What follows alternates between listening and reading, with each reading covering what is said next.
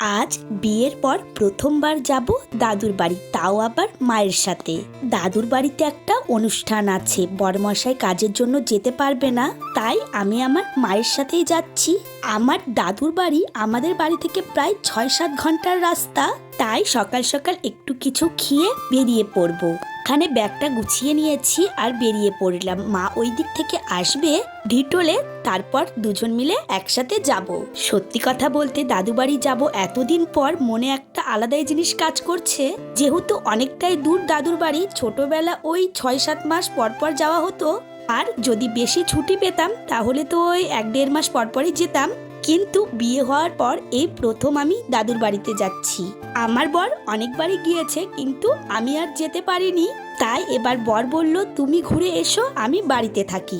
এখানে মেয়ের জন্য একটু খাওয়ারও বেঁধে নিয়েছি আর ওদের জন্য মিষ্টিও নিয়ে নিয়েছি। যেহেতু অনেকটাই দূরের রাস্তা, প্রচন্ড খিদে পেয়ে গিয়েছে। রায়গঞ্জ নেবে প্রথমে একটু পেয়ারা মাখা নিয়ে নিলাম, তারপর চলে গেলাম একটা হোটেলে একটু ভাত খেয়ে নিতে। প্রচন্ড খিদে পেয়েছে, আর গাড়িতে গেলে আমার প্রচন্ড পরিমাণে গা গোলায়।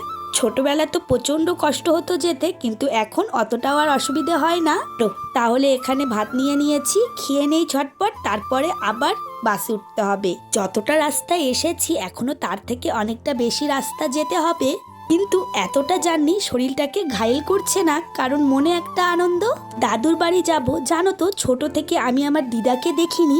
আমার মায়ের বিয়ে হওয়ার আগে আমার দিদা মারা গিয়েছিলেন, কিন্তু আমার দাদু বেঁচে ছিল, দাদুকে দেখেছি। কিন্তু আমার ছোট থাকতে দাদুও মারা গিয়েছে। এখন আমার মাসি মামারা ওখানে আছে, কিন্তু সত্যি কথা বলতে ওখানে গিয়ে দাদু দিদার অভাবটা সত্যি কথাই অতটা বুঝতে পারি না।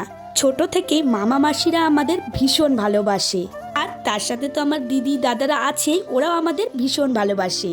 মা ওদের জন্য পাটিসাপটা বানিয়ে নিয়ে যাচ্ছে। ওরা মায়ের কাছে আবদার করেছে পাটিসাপটা খাওয়ার জন্য। আর এতটা রাস্তা যে যাচ্ছি, শুধু ওই ছোটবেলার কথাগুলোই মনে পড়ছে, আর মায়ের সাথে সেগুলোই গল্প করছি।